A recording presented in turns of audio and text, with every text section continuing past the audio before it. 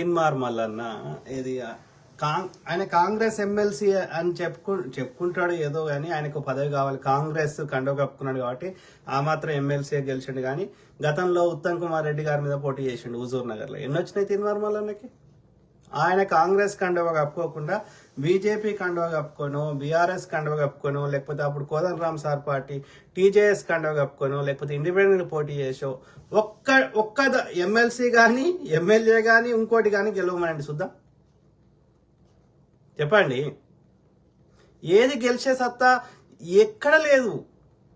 ఎంతసేపు ఒక YouTube channel పట్టుకొని రెచ్చగొట్టుడు తప్ప, కులాల మధ్య కుంపటి పెట్టుడు తప్ప, ఒక స్ట్రాటజీ తోటి నిజంగా బీసీల కోసం కొట్లాడతాడా? మళ్ళా అట్లానే కొట్లాడిండా తీన్మార్ మల్లన్న? పోనీ బీసీల కోసం ఇప్పుడు బీసీలకు టికెట్లు ఇవ్వాలంటే ఇచ్చినాం. కాంగ్రెస్ ప్రభుత్వము ఏది జిహెచ్ఎంసీ ఎన్నికలలో అందరు బీసీలకు ఇచ్చినాం. ఎంతమంది గెలిచారు? ఒక్కరు కూడా గెలవలే. రాజకీయాలలో గెలవాలంటే అర్ధబలం అంగబలం అంటే డబ్బులు కావాలి. అట్లనే నీకు ఏమంటారు, ఈ పోయిన ఏదైనా పని చెప్తే చేయడానికి కావాల్సిన నలుగురు ఉండాలి. అది రక్షించడానికి కానీ ఇది పంచడానికి కానీ ఇంకోటి కానీ అంటే అర్ధబలం అంగబలం ఇవి ఉండాలి. ఎక్కడున్నాయిరా బీసీల దగ్గర? లేనే లేవు. ఇప్పుడు ఎస్సీ రిజర్వేషన్ ఎత్తేసి, ఎస్టీ రిజర్వేషన్ ఎత్తేసి జనరల్ కేటగిరీ కింద పోటీ చేయమనండి ఎస్సీలను ఎస్టీలను. ఒక్కడు గెలవాడు. అట్లనే సిమిలర్లీ బీసీ అంటే బ్యాక్వర్డ్ అంటే వెనుకబడ్డం అంటే అర్థమైంది మాకు. అదే ఇప్పుడు అగ్రకులాలు అందరు ధనవంతులు, అందరూ సేమ్ అంటలేను, కానీ మెజారిటీ వాళ్ళు ఏది అన్ని రకాలుగా స్ట్రాంగ్ ఉన్నారు అగ్రకులాలలో. కాబట్టి వాళ్ళని తట్టుకొని నువ్వు గెలిచే స్థాయి నీకు లేదు కాబట్టి నీకు రిజర్వేషన్ అనేది పెట్టిండ్రు. ఆ సమన్యాయ నువ్వు కూడా వాళ్ళ స్థాయికి రీచ్ కాలేని పరిస్థితి, పోటీని తట్టుకునే పరిస్థితి నీకు లేదు కాబట్టి, నీకు ఆ రిసోర్సెస్ లేవు కాబట్టి నీవు ఆ ఎదగడానికి అవసరం అని చెప్పి నీకు రిజర్వేషన్ ఇవ్వడం జరిగింది. అర్థమైందా? సో కాబట్టి ఇక్కడ బీసీలకు సమన్యాయం కావాలంటే మనం జనరల్ కేటగిరీ కింద బీసీలకు టికెట్లు ఇస్తే ఒక్క బీసీ కూడా గెలవడు. ఇది ఎన్నోసార్లు మనకి అనుభవపూర్వకమైంది. కాబట్టి బీసీలలో కొద్ది మంది ఏది అర్ధబలం అంగబలం ఉన్న గెలిచిండ్రు. బీర్లాయలన్న గెలిచిండు, కొండా సురేఖమ్మ గెలిచింది. కానీ ఏళ్ల మీద లెక్క పెట్టవచ్చు. కాబట్టి దీనికి పరిష్కారం ఏంది? బీసీ బిల్లు పెట్టాలి. ఎవడు పెట్టాలి? రాష్ట్రంలో కాంగ్రెస్ ప్రభుత్వం పెట్టదు కదా, అది కేంద్ర పరిధిలో ఉన్నది కదా. మరి పెట్టుమానండి. రాహుల్ గాంధీ గారు కొట్లాడుతున్నారు. కాంగ్రెస్ బేషరతుగా ఎలాంటి కండిషన్స్ లేకుండా మద్దతు ఇస్తాం. మోడీ గారిని బీసీ బిల్లు పెట్టమనండి. అట్లనే పాస్ అయిన మహిళా బిల్లుని ఇంప్లిమెంట్ చేయమనండి. జనాభా లెక్కలు 2011లో చేసిర్రు, 2021 చేయాలి, 2025 అవుతుంది, 4 ఏళ్ళు దాటింది. చేయమనండి జనాభా లెక్కలు మోడీ గారిని. దేశమంతటా కులగన్న ఏమనండి. ఎవడొద్దనరా? కాంగ్రెస్ ఆపుతుందా? కాంగ్రెస్ ఏమని కొట్లాడుతున్నది?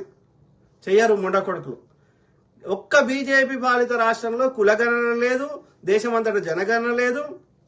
అర్థమైందా? ఇదే మందకృష్ణ ఏది రాష్ట్రంలో డప్పులు కొడతాడంట, దేశమంతా ఎందుకు కొట్టవయ్యా?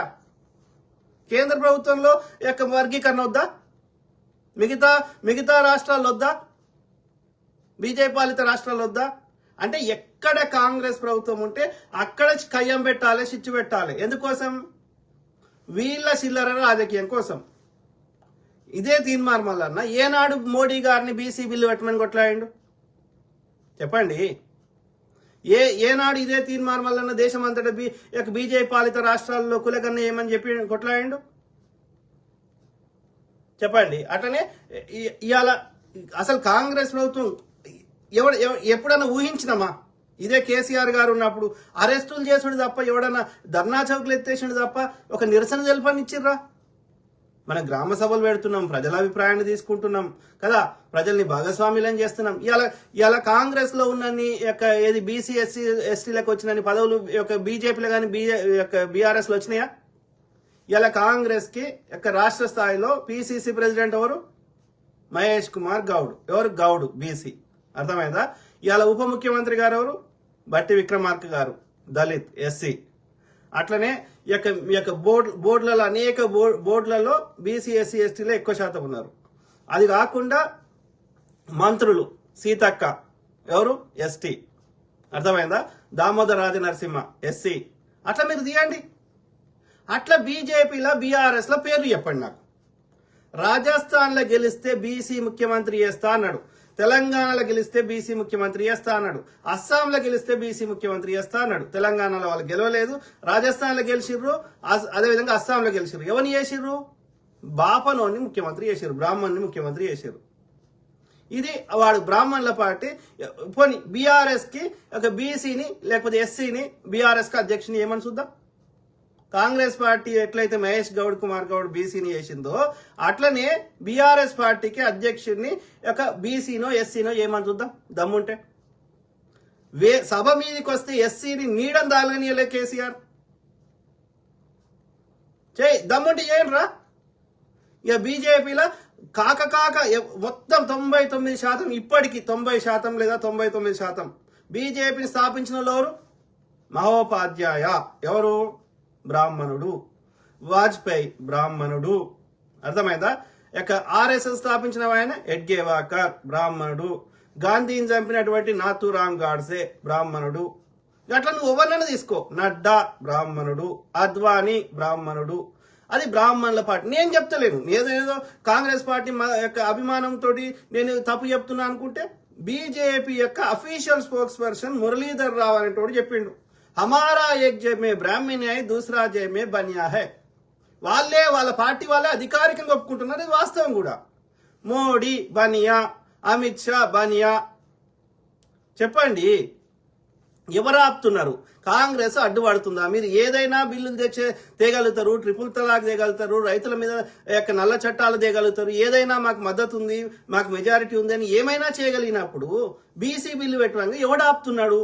ఎవడు అడ్డుపడుతున్నాడు? అదే తీన్మార్ మల్లిగా పెట్టుమని మోడీ గారిని మేము మద్దతు ఇస్తామని చెప్తున్నాం కదా. బీజేపీ పాలిత రాష్ట్రాల్లో ఎస్సీ వర్గీకరణ చేయండి, కులకరణ చేయండి, అక్కడ కూడా బీసీలకు రావాల్సిన వాటాలు ఇవ్వండి, మేము అప్రిషియేట్ చేస్తాం, మేము పాలాభిషేకాలు చేస్తాం. దమ్ముందా? చేయనిస్తాడా బ్రాహ్మణుడు? ఎక్కడ కాంగ్రెస్ ప్రభుత్వం ఉంటే అక్కడ ఇబ్బంది పెట్టాలి. అయితే కాంగ్రెస్ నాయకులు సిబిఐ ఈడీ అని బెదిరించే నాల్లో తీసుకోవాలి, వాళ్ళకి అవన్నిటికి లొంగకపోతే కయ్యం పెట్టాలి. కులాల మధ్యలో మతాల మధ్యలో కయ్యం పెట్టాలి, మాలమాదిగల మధ్యలో కొట్లాడ పెట్టాలి. ఈడ విశ్వ బ్రాహ్మణులు, పద్మ బ్రాహ్మణులు, ఇంకోటని వర్గీకరణ చేసేసి కులాల మధ్యలో కుంపడి పెట్టాలి. ఒక స్ట్రాటజీ. తీన్మార్మల్, I'm requesting on behalf of entire Telangana public, or around 3.5 or 4 crores Telangana population, I am requesting, if you are really honest and fighting for the justice for BCs, బీసీలకు సమన్యాయం జరగాలని నీకు నిజంగా ఆత్మ లోపల ఉంటే మోడీ గారిని బీసీ బిల్లు అని కొట్లాడు. అది మేక్ సెన్స్. అప్పుడు నీకు చట్టబద్ధత కల్పిస్తే ఎస్సీలకు ఎస్టీలకు ఎట్లయితే ఇవాళ చట్టసభల్లో వాళ్ళు ఒక 15%, వీళ్ళు ఒక 7% ఉన్నట్టు బీసీలు కూడా వాళ్ళ 37%, 42% ఎంత అంగీకరిస్తే బీసీ బిల్లు ప్రకారం అంతమంది ఇలా అసెంబ్లీలో ఉంటారు, పార్లమెంట్ లో ఉంటారు. అట్లనే మహిళలకు కూడా 33%, 1/3 మహిళలు కూడా ఉంటారు. Welcome them. ఎవడాపుతున్నారా? మేమే కొట్లాడుతున్నాం కదా. ఇక్కడ రాష్ట్ర ప్రభుత్వము చేయగలిగినాయని, కేంద్రంలో రాహుల్ గాంధీ గారు కొట్లాడుతున్నారు. ఎవరు ఆపుతున్నారు? ఎవరు ఆపుతలేరు. అప్పుడు కూడా అంబేద్కర్ గారు యొక్క హిందూ కోడ్ బిల్లు పెడితే ఎవరు వ్యతిరేకించారు? కాంగ్రెస్ పార్టీ కాదు, ఈ మనువాదాన్ని పెంచి పోషించే బ్రాహ్మణులే. అంబేద్కర్ గారు గుళ్ళలకు వస్తుంటే అడ్డుపడ్డదవరు ఇదే బ్రాహ్మణులు. ఎస్సీలను ఎస్టీలను గుళ్ళలకు రానియాలని అని పెద్ద ఉద్యమం చేసిండు మహారాష్ట్రలో. అట్లనే అక్కడ ఏది అందరు దాగే నీళ్లు బాయిల కాడ ఎస్సీలను కూడా రానియాలి, గుళ్ళకు రానియాలని మస్తు యుద్ధం కొట్లాడితే అడ్డుపడ్డదవరు ఇదే బ్రాహ్మణులు. ఆ సమాజంలో పెరిగిపోయిన చెత్త. అట్లనే ఇక్కడ మెయిన్గా నేను పెట్టిన టైటిల్ ఏంది? మున్నూరు కాపు. పక్క రాష్ట్రంలో మున్నూరు కాపోళ్ళు అక్కడ కాపు అంటారు, మున్నూరు తలిగారు. కాపు లేదా బలిజా అంటారు. ఎవరు? ఇలా చిరంజీవి కాపు, అట్లనే ఆయన యొక్క పవన్ కళ్యాణ్ కాపు, ఆ ముద్రగడ పద్మనాభం కాపు. అక్కడ ఓసీలు. తెలంగాణలో కూడా మెజారిటీ పేదోళ్ళు ప్రతి కులంలో ఉంటారు. బ్రాహ్మణులలో ఉంటారు, వెల్మలలో ఉంటారు, రెడ్డిలలో ఉంటారు, లేకపోతే ఈ యొక్క మున్నూరు కాపులలో ఉంటారు. కానీ మెజారిటీ కంపేర్ చేసినప్పుడు ఈ అగ్రకులాలలో ఎక్కువ మంది లేరు. పేదోళ్ళు తక్కువ మంది ఉన్నారు, బలిసిన ఎక్కువ మంది ఉన్నారు. అర్థమైందా? మున్నూరు కాపోళ్ళు నిజాం కాలంలో కూడా అన్ని పదవులు అనుభవించారు. ఇలా పటేల్ అని రాసుకుంటారు వెనకాల. కొన్ని నగరాలల్లో ముస్లిమ్స్ పటేల్ అంటే భూములు జాగాలు కొలిసేది, లేకపోతే భూ రికార్డులు మెయింటైన్ చేసేటోళ్ళు. భూ రికార్డులు మెయింటైన్ చేసేటోళ్ళు కరణాలు ఉండేటోళ్ళు, కొలిసేటోళ్ళు ఏమో ఈ పటేళ్ళు ఉండేటోళ్ళు. అందుకే వాడు పటేల్ అని పెట్టుకుంటాడు వెనక తోక. మీరు చూడండి, ఓకే. పటేల్ అనేది ఒక పదవి, అది కులం కాదు, ఓకే. కానీ మున్నూరు కాపులే తీసుకున్నారు పటేల్ పదవులని. కొద్ది మంది నగరాలలో ముస్లిమ్స్ తప్ప పోలీస్ అధికారులలో ఎక్కువ మంది ఈ మున్నూరు కాపులే ఉన్నారు. ఇప్పటికి కూడా ఏ వ్యాపారాలు తీసుకున్నా మున్నూరు కాపులు ఉన్నారు. అంత పర్సనల్ ఇవ్వాలి. పొన్నాల లక్ష్మయ్య 2 సార్లు మంత్రిగా పనిచేసిండు, పిసిసి అధ్యక్షుడిగా పనిచేసిండు, 1000 కోట్లకు ఆస్తులకు పడగబెట్టున్నాడు, మున్నూరు కాపు. ఇలా బండి సంజయ్ మున్నూరు కాపు, 1000 కోట్లకు అధిపతి ఉన్నాడు.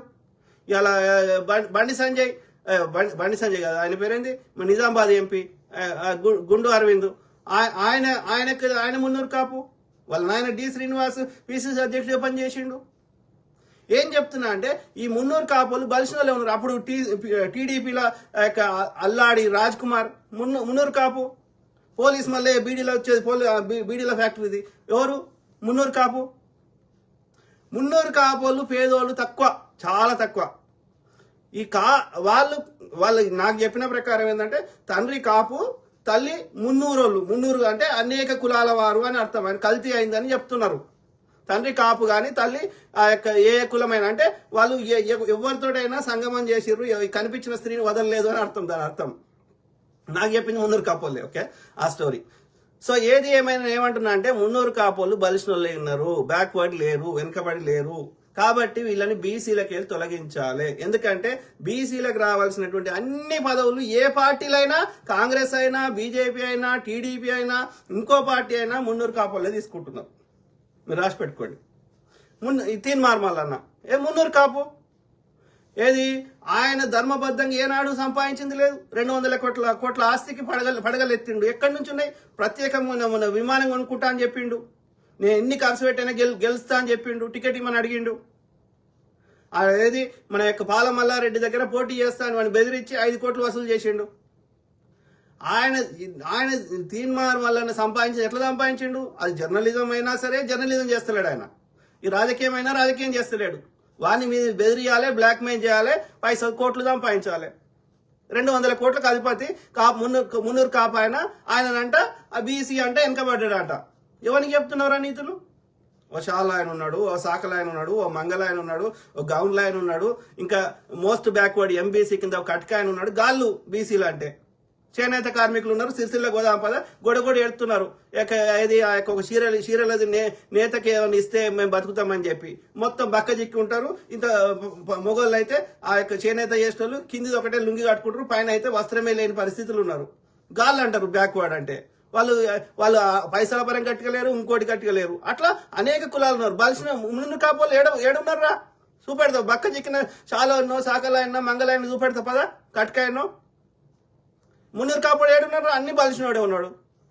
మా ఇంటి పక్కకు ఉంటాడు, నీరజ్ అని ఉంటాడు వాడు, ఓకే, నిజామాబాద్ వాడాడు. వానికి ఒక ఎన్నో ఎకరాలు ఉన్నాయి, 20, 30, 50, 100 ఎకరాలు ఉన్నాయి. అవి కాకుండా బర్రెలు ఉన్నాయి 50, 100. పాల వ్యాపారం చేస్తాడు వాళ్ళ అయ్యా. పాలు స్వీట్ షాప్ వానికి ఇస్తే నెలకు 1 లక్ష 2 లక్షలు వస్తాయి. మళ్ళీ ఈడ సాఫ్ట్వేర్ ఇంజనీర్ వాడు మళ్ళీ బీసీ అని వాడు చెప్పుకుంటే నేను ఏం చెప్పాలి? అంటే కాదు మేము కాపోళ్ళం అంటాడు. మరి కాపోడు అన్నాక మళ్ళీ బీసీ నుంచి వచ్చిందిరా. కాబట్టి ఏమంటున్నా అంటే ఈ మున్నూరు కాపోని బీసీలకు వెళ్ళి తీసేస్తేనే బీసీలకు న్యాయం జరుగుతుంది. లేకపోతే బీసీలకు రావాల్సిన రేపు ఎమ్మెల్యేలు కానీ పదవులు కానీ అన్ని మున్నూరు కాపోలే దొప్పుకుపోతారు. అది ఏ పార్టీ అయినా సరే, గుర్తుపెట్టుకోండి. అర్థమైందా? సో అది కాకుండా వాడు ఒవ్వడు మళ్ళీ కుట్రలు కుతంత్రాలే. రెడ్డిలో అంత కుట్రలు చేయరు. ఈ ఏమంటారు, ఈ మోసం చేసుడు ఉండదు. వాడు కొట్లాడినా ధర్మంగా కొట్లాడతాడు, చెప్పి కొడతాడు. కానీ గిట్లా ఈ నోరు తెరిచి అబద్ధాలు ఆడి కుట్రలు చేయడు. అర్థమైందా? వాళ్ళకి ఎంతో కొంత ప్రజల మీద ప్రేమ ఉంటుంది. వాళ్ళకి రెడ్డి సాబ్ అన్ని గౌరవం ఇస్తే చాలు, అంతే, ఉబ్బొంగిపోతారు. కానీ ఎప్పుడు కానీ మీరు చరిత్రలు ఇప్పుడు కాదు, మీరు సాయుధ పోరాటం తీసుకోండి, ఎక్కడ పోని, ఇప్పటి గ్రామాల్లో పోని ఒక నియమ నిబద్ధతతోటి, ఒక జాలి హృదయంతో ఉంటారు రెడ్డిలు. మీరు చూడండి, ఓకే. కానీ ఈ మున్నూరు కాపోడు అట్లా లేడు. నోరు తెరిస్తే అబద్ధాలు, కుట్రలు, కుతంత్రాలు. నమ్మలేం. ఆలోచించండి మిత్రులారా, ఓకే. సో ఒక సిస్టమేటిక్ కొట్లాడు, ఒక బీజేపీని ప్రశ్నించారు. వాడు బీజేపీ తోటి కుమ్మక్కండి. వాడు కాంగ్రెస్ లకి రాలేవాడు. ఎవడు తీసుకొచ్చిండో, ఎందుకు తీసుకొచ్చిండో, లేకపోతే ఆ కుట్ర ప్రకారం జరిగిందో కానీ వాడు కుట్ర చేసిండు. ఎందుకంటే వాడు బీజేపీ కండువ కప్పుకొని ఒరితే తిడితే వాడు పట్టించుకోడు. కాంగ్రెస్ కండువ కప్పుకొని కాంగ్రెస్ తిడితే పట్టించుకుంటారు. కాబట్టి కాంగ్రెస్ నాశనం చేయడానికి, లేకపోతే కాంగ్రెస్ ఉన్న కాంటాక్ట్లు కావడానికి వాడు కాంగ్రెస్ కండువ కప్పుకున్నాడు, కాంగ్రెస్ నాశనం చేయడానికి తప్ప వాడు కాంగ్రెస్ ఐడియాలజీకి సంబంధం లేనివాడు, వాడు ప్రజల మీద ప్రేమ లేనివాడు. అర్థమైందా? ఆలోచించండి. ఓకే, సో అట్లనే ఇప్పుడు 44% ఏది మనం జనాభా లెక్కల ప్రకారం ఇప్పుడు హైదరాబాద్ అనే కాస్మోపాలిటన్ సిటీ. హైదరాబాద్ కాస్మోపాలిటన్ అన్నప్పుడు ఆంధ్రోడు వస్తాడు, ఉత్తర భారతదేశం వస్తాడు, ఒరిస్సా వాడు వస్తాడు, ఇంకోటి వస్తాడు. అలా బీసీలు ఎంతమంది ఉంటారో మనకు తెలియదు కదా. కాబట్టి పట్టణాల్లో వచ్చే సంఖ్యకి గ్రామీణ ప్రాంతాల్లో వచ్చే సంఖ్యకి తేడా ఉంటుంది. ప్లస్ ఇప్పుడు అన్ని మతాల వారు ఉంటారు కదా, ఇది ముస్లిమ్స్ ఉంటారు, క్రిస్టియన్స్ ఉంటారు, అన్ని ఉన్నప్పుడు అందులో బీసీలు మరి ఇది ఎట్లా కౌంట్ అవుతుంది? ఓవరాల్ జనాభానా, హిందువుల జనాభానా? అయినా 44% అనేది ఇట్ లుక్స్ అక్యురేట్. అదేమి నాకేం తప్పుగా అనిపిస్తలేదు. ఎందుకంటే నేను గతంలో మనం జనాభా లెక్కలు దేశమంతా చేసినప్పుడు కూడా వాళ్ళు చెప్పిన ప్రకారం ఆంధ్రప్రదేశ్ లో కానీ తెలంగాణలో 50% బీసీలు ఉన్నారు, బీహార్ లో 62% ఉన్నారు, ఛత్తీస్గఢ్ లో 45% ఉన్నారు, గుజరాత్ లో 40% ఉన్నారు, జార్ఖండ్ లో 46%, కర్ణాటకలో 55%, కేరళలో 65%, మధ్యప్రదేశ్ లో 41%, మహారాష్ట్రలో 33%, మణిపూర్ లో 52%, ఒడిస్సాలో 33%, పుదుచ్చేరి అంటే పాండిచ్చేరిలో 77%, రాజస్థాన్ లో 47%, సిక్కిం లో 50%, తమిళనాడులో ఎక్కువ శాతం ఉన్నారు, 76% ఉన్నారు, ఉత్తరప్రదేశ్ లో 54%, దాద్రా నగర్ అండ్ డయ్యూ డామన్ లో 37%, హర్యానాలో 28%, హిమాచల్ ప్రదేశ్ లో 17%, అండమాన్ లో 18%, అరుణాచల్ ప్రదేశ్ లో ఈ గిరిజన ప్రాంతాలు ఉండే ఉన్నాయి కదా, ఈశాన్య ప్రాంతాలు, అందులో తక్కువ ఉంటారు, గిరిజనులు ఎక్కువ ఉంటారు, లేకపోతే ఈ కన్వర్టెడ్ వాళ్ళు ఎక్కువ ఉంటారు. అరుణాచల్ ప్రదేశ్ లో 2.8, దాద్రా నగర్ హవేలీలో 4.4, జమ్మూ అండ్ కాశ్మీర్ లో 11%, లక్షద్వీప్ లో 0.7%, మేఘాలయ మిజోరాంలో 1.2, 1.6%, పంజాబ్ లో 16%, ఉత్తరాఖండ్ లో 18%, వెస్ట్ బెంగాల్లో, పశ్చిమ బెంగాల్లో 8.7% ఉన్నారు. ఓకే, బీసీలు. సో కాబట్టి కొన్ని రాష్ట్రాల్లో తక్కువ ఉన్నారు, కొన్ని రాష్ట్రాల్లో ఎక్కువ ఉన్నారు, కొన్ని రాష్ట్రాల్లో యావరేజ్ ఉన్నారు. సో ఓవరాల్ దేశం అంతా కలిపితే 44% ఉన్నారు. సో ఇక్కడ తెలంగాణలో 44% అంటే అదేమీ నాకు ఆశ్చర్యం అనిపిస్తుంది. అది మొత్తం జనాభాలో హిందువులలో అన్ని సపరేట్ చేయలేదు, హిందూ బీసీలను సపరేట్ చేయలేదు కదా. సో కాబట్టి నీకు ఏడ నొప్పి అయిందిరా? అయినా ఏదో ఒకటి చేయండి రా. ఫస్ట్ అయితే ఎంతో కొంత రాని, 42% అయినా రాని, 50% క్యాప్ ఎత్తేస్తాడా మోడీ గారు? మన ఈడబ్ల్యూఎస్ కింద 10% ఇచ్చిండు. ఉన్న బ్రాహ్మణులు ఎంతమంది? 3% ఉన్నారు, 3% 1% ఉన్నారు. ఆ 1% అని 10% ఇచ్చిండు. ఆ 10%లో ఎవడు అవి ఫుల్లే అవుతలేవు. మళ్ళీ వాడు ఏం కండిషన్ పెడతాడు? బీసీ జనరల్ కేటగిరీ అంటాడు. జనరల్ కేటగిరీ అని బీసీ ఎస్సీ ఎస్టీలో మళ్ళీ జనరల్ కేటగిరీ కింద తీసుకోవద్దంట. అంటే అర్థమైంది? 50% అగ్రకులాలకి ఇస్తాడన్నట.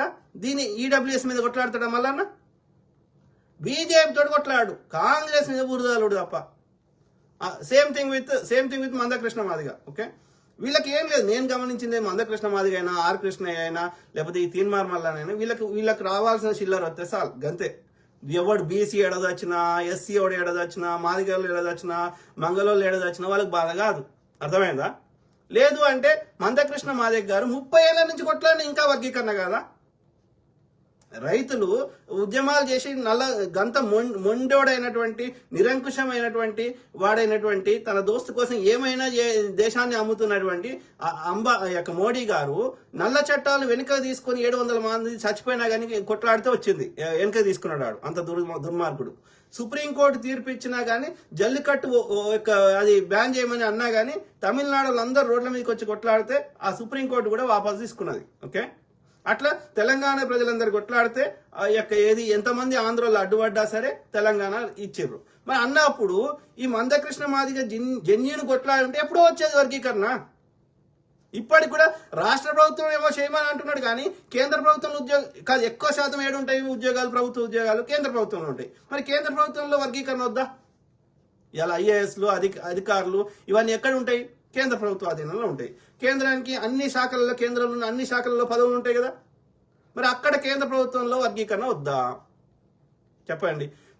పోనీ బీజేపీ పాలిత రాష్ట్రాల్లో ఎక్కువ మంది దళితులు అక్కడే ఉన్నారు. బీజేపీ పాలిత రాష్ట్రాల్లో, అది పంజాబ్ కావచ్చు, ఉత్తరప్రదేశ్ కావచ్చు, ఇంకోటి కావచ్చు. మరి అక్కడ వద్దా? అక్కడ వర్గీకరణ వద్దా? అక్కడ సమన్యాయం వద్దా? ఒక స్ట్రాటజిక్ రాజ్యాంగంలో మార్పులు చేయొద్దా? ఒక అమెండ్మెంట్ చేయొద్దా? ఇప్పుడు సుప్రీంకోర్టు తీర్పు ఇచ్చింది, గతంలో ఇంకో రకంగా తీర్పు ఇచ్చింది, రేపు పొద్దుగాల మళ్ళీ సుప్రీంకోర్టు ఇంకో తీర్పు ఇస్తుంది. నువ్వు రాజ్యాంగంలో చట్టం చేసినావు అనుకో, ఇప్పుడు బీసీ వర్గీకరణ చేసినట్టు ఎస్సీ వర్గీకరణకు చట్టం చేసినావు అనుకో ఒక యూనిఫామ్ దేశం అంతటా, ఇంకా అప్పుడు సుప్రీంకోర్టు రాజ్యాంగంలో ఉన్నదాన్ని పాటించాలి తప్ప దానికి వ్యతిరేకంగా చేయలేదు. ఇప్పుడు ఏం చేస్తున్నారు, గతంలో ఒక రకంగా తీర్పు ఇచ్చింది సుప్రీంకోర్టు, రాజ్యాంగంలో ఉన్నదాన్ని మార్చలేదు సుప్రీంకోర్టు. రాజ్యాంగాన్ని అందరూ పాటించేటట్టు చూసేదే సుప్రీంకోర్టు అయినా పోలీసు వ్యవస్థ అయినా, అంతేగాని రాజ్యాంగంలో ఉన్నదానికి వ్యతిరేకంగా సుప్రీంకోర్టు తీర్పు ఇవ్వలేదు. అన్నప్పుడు నువ్వు రాజ్యాంగంలో మార్పు చేయి, అమెండ్ చేయి, ఎస్సీ వర్గీకరణకి చట్టం చేయి, అయిపోయింది కదా. కొట్లాట ఎక్కడిది మరి? ఇదే మందకృష్ణ మాది కొట్లాడతాడా? బీసీ బిల్లు పెట్టమని కొట్లాడరు, ఎస్సీ వర్గీకరణ ఏమని కొట్లాడరు. ఎలాంటి పవర్స్ లేనటువంటి రాష్ట్ర ప్రభుత్వం మీద ఇబ్బంది పెడతారు. మన మిగతా బీజేపీ పాలిత రాష్ట్రాలు అడుగుతారా? అడగరు. కానీ కాంగ్రెస్ ప్రభుత్వాన్ని ఇబ్బంది పెట్టాలి, ఒక స్ట్రాటజిక్ గా ఒక సిస్టమేటిక్ గా కొట్లాడరు. బీసీలకు సమన్యాయం కావాలంటే ఒకటే ఒక మార్గం, బీసీ బిల్లు పెట్టడం ఏకైక మార్గం. అంతకు మించి మనము ఆ బీసీ చట్టబద్ధత కల్పించకుండా బీసీలకు టికెట్లు ఇస్తే ఒక్క బీసీ గెలవడం ఇది ఎన్నోసార్లు ప్రూవ్ అయింది. అట్లా ఇవ్వము. అర్ధబలం అంగబలం ఉన్నవానికే ఇస్తాం. నువ్వు ఎస్సీలకు ఎస్టీలకు ఎట్లయితే రిజర్వేషన్ చట్టబద్ధత కల్పించినావో బీసీలకు కలిపి మోడీ, అప్పుడు తప్పకుండా బీసీలకు ఎంత పర్సెంటేజ్ చట్టబద్ధ ప్రకారం ఉందో అంత ప్రకారం ఇస్తాం. లేకపోతే బీర్ల ఐలన్న లాంటి వాళ్ళకు, కొండా సురేఖమ్మ లాంటి వాళ్ళకు, అర్ధబలం అంగబలం ఉన్న వాళ్ళకి టికెట్లు ఇస్తాం బీసీలకి, అంతే తప్ప శాతగాన వాళ్ళకి ఇయ్యం. చట్టబద్ధత ఇస్తాం. అప్పుడు ఏమవుతుంది, బీసీకి మధ్యలో కొట్లాడవుతుంది కాబట్టి అప్పుడు బీసీకి వెళ్తాడు ఏ పార్టీ అయినా సరే. నువ్వు చట్టబద్ధత కల్పించిన అందరికి చేయడు. అయినప్పటికీ కాంగ్రెస్ సాధ్యమైనంత వరకు బీసీ ఎస్సీ ఎస్టీలకు ఉన్నత పదవులు ఇచ్చే ప్రయత్నం చేస్తున్నది, వాళ్ళని అప్లిఫ్ట్ చేసే ప్రయత్నం చేస్తుంది. ఆ క్రమంలో బీజేపీ అధ్యక్షుని బీసీనో ఎస్సీనో ఏమనండి, రాష్ట్ర స్థాయిలో అయినా మున్నూరు కాపోడు బీసీ కాదు, ఓకే, కేంద్ర స్థాయిలో ఆయన ఒక్కడు ఉండే బండారు లక్ష్మణ్ ఉంటే ఈ దళితుని కింద ఎందుకు పనిచేయాలని చెప్పి ₹1,00,000 తెగల్కా కేసు అని చెప్పి ఇరికిచ్చి ఆయన దింపేయించారు. చేయమనండి. ఇప్పుడు మల్లికార్జున ఖర్గే గారు కాంగ్రెస్ పార్టీకి అధ్యక్షుడు కేంద్ర స్థాయిలో, చేయమనండి బీజేపీకి కేంద్ర స్థాయిలో అధ్యక్షుడిని. ఎందుకుంటాడు బాబనాడు? నడ్డా చెప్తారా ఎవడన్నా? ఒకసారి కాదు, ఇప్పుడు ఆర్ఎస్ఎస్ కి ఎంతమంది ఎన్నేళ్ళైంది ఆర్ఎస్ఎస్ పెట్టి 100 ఏళ్ళు అయింది. ఇప్పటి వరకు ఒక రజ్జుబాయ్ అనేటువంటి తప్ప అందరు బ్రాహ్మణులే. ఎడ్గేవాకర్, గోల్వాల్కర్, మోహన్ భాగవత్, ఇంకో 2 పేర్లు మర్చిపోయిన మధ్యలో. సో అందరు బ్రాహ్మణులే. మళ్ళీ ఎన్నికలు జరగవు. ఒక్కొక్కటి 30 ఏళ్ళు ఉంటాడు. గోల్వాల్కర్ 30 ఏళ్ళు ఉన్నారు ఆర్ఎస్ఎస్ కి అధ్యక్షుడిగా. ఇప్పటికి బీజేపీ ఆర్ఎస్ఎస్ 90% మంది నిర్ణయం చేసిన వాళ్ళందరూ బీజేపీ బ్రాహ్మణులే. వాడు మాట్లాడతాడా? మన 400 వస్తే రాజ్యాంగం ఎత్తేస్తా అన్నాడు. మోడీకి పార్లమెంట్ సాక్షి అంటాడు. బీసీ ఎస్సీ ఎస్టీలకు పదవులు ఇస్తే ఏమవుతుందంట, వాళ్ళు పనిచేయరంట. ఆ యొక్క స్థర్గిరిత అంటే ఆ యొక్క పదవులకి ఉన్న విలువ పోతుందంట. ఇక గుళ్ళల్లో అయితే ఇక మనని బ్రాహ్మణుడు తప్ప వేరే వాడు బీసీ ఎస్సీ ఎస్టీలు వాళ్ళు డాక్టర్లు కావచ్చు, ఇంజనీర్లు కావచ్చు, ఇక సైంటిస్టులు కావచ్చు, కానీ వాడు ముక్కుతోటి చెప్పేటువంటి ఆ యొక్క వాడి యొక్క అది కూడా మళ్ళీ తెలుగులో చెప్పడం ఉండకూడదు, సంస్కృతంలో చెప్తాడు. ఎవరికి అర్థం కాకుండా చెప్తాడు. ఎందుకని వాళ్ళు ఉన్నటువంటి వివక్షను పెంచి పోషించేటి మన సామాన్యులకు అర్థం కావద్దు. ఎందుకు చెప్పదు? తెలుగులో చెప్పు మంత్రాలు, తెలుగులో మంత్రాలు చెప్పు. బీసీ ఎస్సీ ఎస్టీలు కూడా ఆ యొక్క గుళ్ళ పూజారి కానీ అప్పుడు సమన్యాయం వస్తుంది. అంటే నేను ఏం చెప్తున్నా, పొద్దుగాలేసి వివక్ష చెప్తారు, ఈ డే టు డే ఇవేవి మాట్లాడరు ఈ దరిద్రులు. కానీ కాంగ్రెస్ పార్టీ ఉండకూడదు.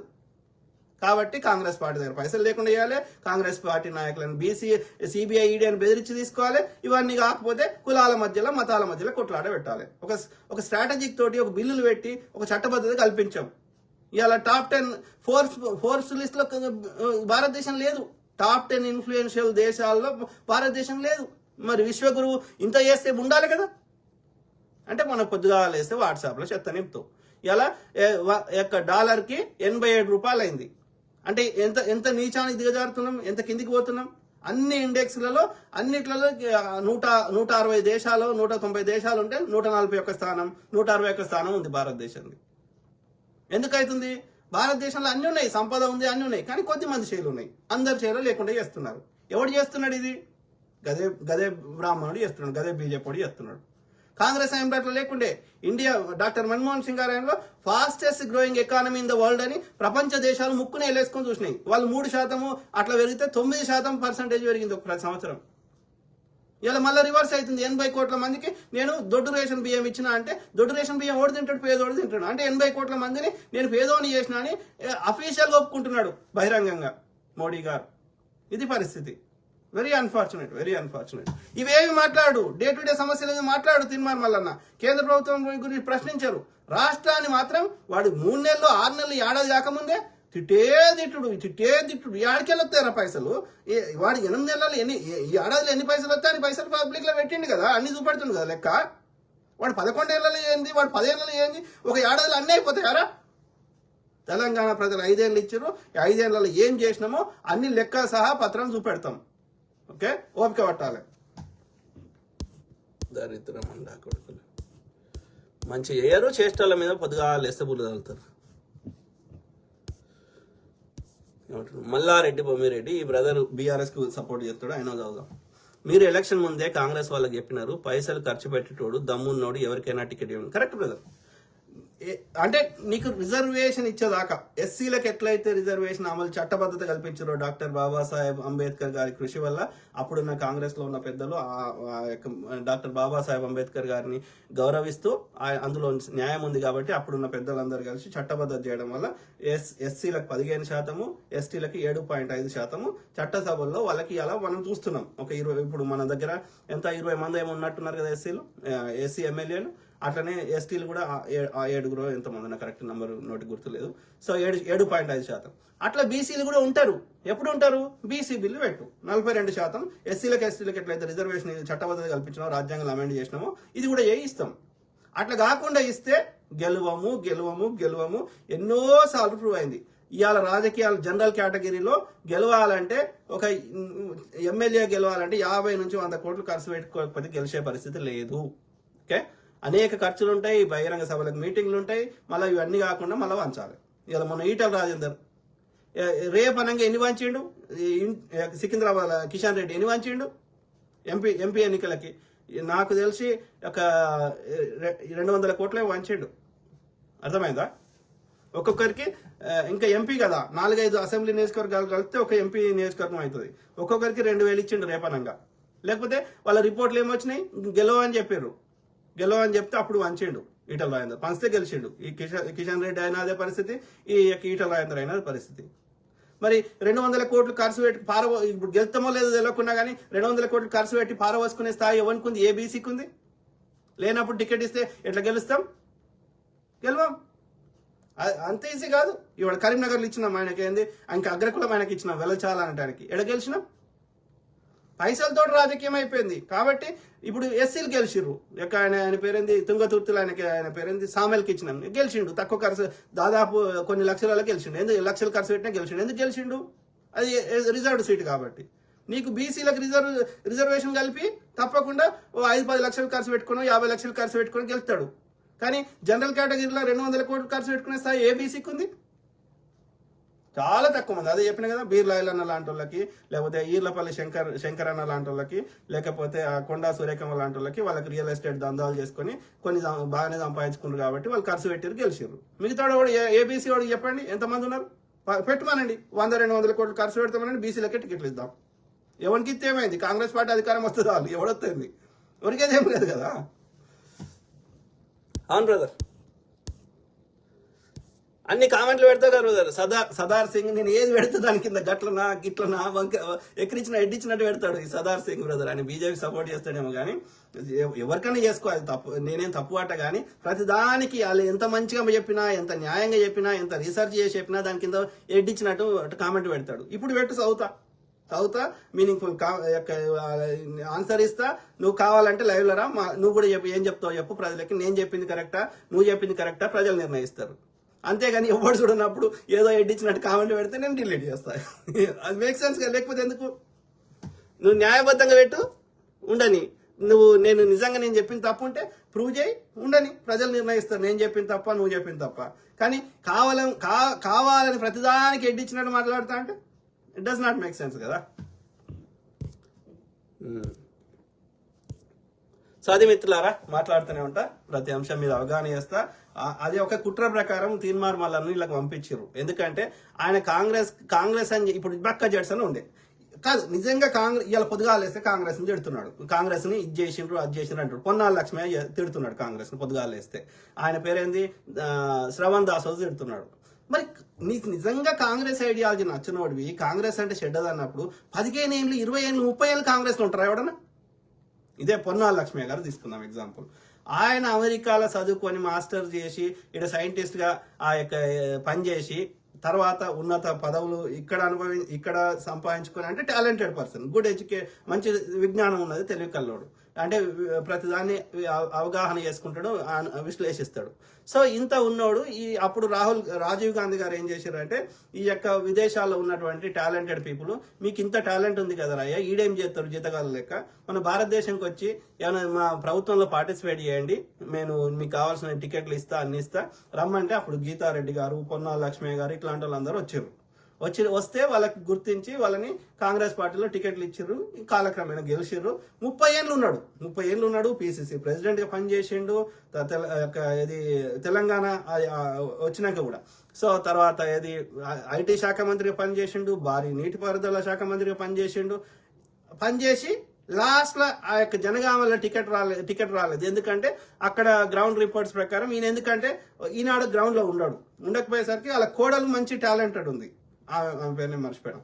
సో వాళ్ళ కోడలికి టికెట్ ఇస్తే నచ్చదు ఈయనకి పెద్దరికం పడిపోతుంది. నీ కోడలే కదరా, మంది కాదు కదా, నీ కొడుకు భార్యనే కదా. సో నీ కోడలు పోటీ వస్తే నీకు నచ్చదు, ఎందుకంటే మామ పెద్దరికం పడిపోతుంది. సో కానీ పబ్లిక్ లో ఆమెకున్న క్రేజ్ ఈయనకు లేదు.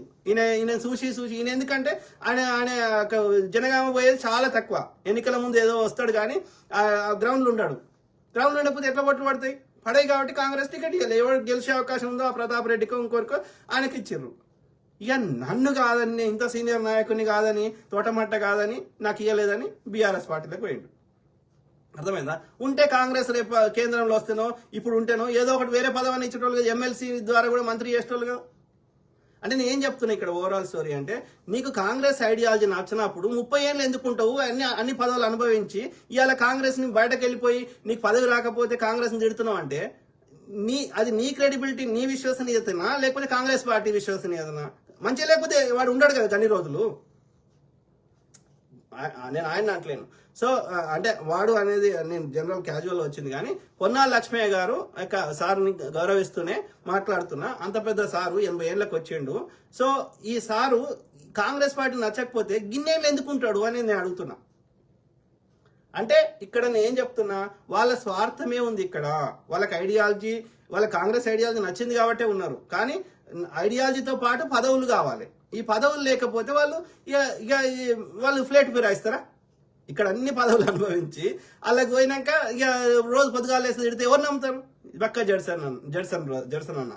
సో 30 ఏళ్ళు 40 ఏళ్ళు కాంగ్రెస్ పార్టీ కోసం అహర్నిశలు కష్టపడి ఆయన ఆశించింది ఏదో, ఆయనకి బోర్డు ఎస్సీసీఎల్ చైర్మన్ చేస్తామంటే నచ్చలే.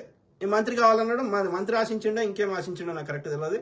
సో కానీ అది ఇవ్వకపోయేసరికి ఇస్తామన్నాం. అది ఇస్తామంటే అది కాదు, నా స్థాయి అది కాదు. రాజశేఖర రెడ్డి గారి హయాంలోనే నాకు ఎస్సీసీఎల్ కి చైర్మన్ ఆఫర్ చేసారు. అట్లాంటిది నాకు గదెందుకు అన్నాడు. అంటే ఏం కావాలి? మంత్రి కావచ్చు. ఓకే, మరి మంత్రి ఇవ్వాలంటే మరి ఆ స్థాయిగా ఇప్పుడు ప్రజలతోటి ఆ యొక్క ఒక ఇన్ఫ్లుయెన్స్ స్థాయిలో ఉండాలి, గెలవాలి. ఆ యొక్క ఎమ్మెల్యే టికెట్ ఆశించండు. సో ఏదో కానీ మొత్తం మీద ఇవ్వకపోయేసరికి పగబెట్టుకొని పొద్దుగాలేస్తే కాంగ్రెస్ ని తిడుతున్నాడు. నేనేమంటున్నా, మీకు నిజంగా నచ్చకపోతే మీరు గన్నేళ్ళు ఉండకపోదురు. కాబట్టి కాంగ్రెస్ ఐడియాలజీలో తప్పులేదు, మీకు స్వార్థం ఎక్కింది కాబట్టి తిడుతున్నారు. కాంగ్రెస్ ఇంత పట్టించుకున్నారు కావచ్చు జడ్సన్ అన్నని. ఇప్పుడు రోజు తిడుతున్నాడు. పట్టించుకుంటుండు? తీన్మార్ మళ్ళీ గదే అవుతుంది. కాంగ్రెస్ కండో కప్పుకుంటే ఎమ్మెల్సీ గెలిచిండు. అంతకుముందు ఏది గెలిచిండు ఒక్కటి చెప్పండి? టీజేఎస్ కండో కప్పుకున్నాడు, ఎప్పుడు గెలిచిండు? బీజేపీ కండో కప్పుకున్నాడు, ఎప్పుడు గెలిచిండు? ఇండిపెండెంట్ పోటీ చేసిండు, ఎప్పుడు గెలిచిండు? మరి అంటే తిన్న తలలు ఉంచే రకాలు ఉన్నాయి ఇవి. దాంతోపాటు కాంగ్రెస్ లో పోయి కాంగ్రెస్ ని తిట్టురా, అప్పుడు వ్యతిరేకత వస్తుంది. అట్లా బీజేపీని మనం లేపుకుందామని వాళ్ళకి కుట్ర చేయించినట్టున్నాడు వాడు బీజేపీ వాడు. లేకపోతే ఆ బండి సంజయ్ గాడో లేకపోతే ఆ గుండు అరవింద్ గాడో. ఎట్లా కలుస్తుంది? కలవదు కదా. కాబట్టి ప్రజలు అన్ని గమనిస్తున్నారు, కర్ర కాల్చి వాత పెడతారు. ఎవరేందో గ్రహిస్తూనే ఉంటారు.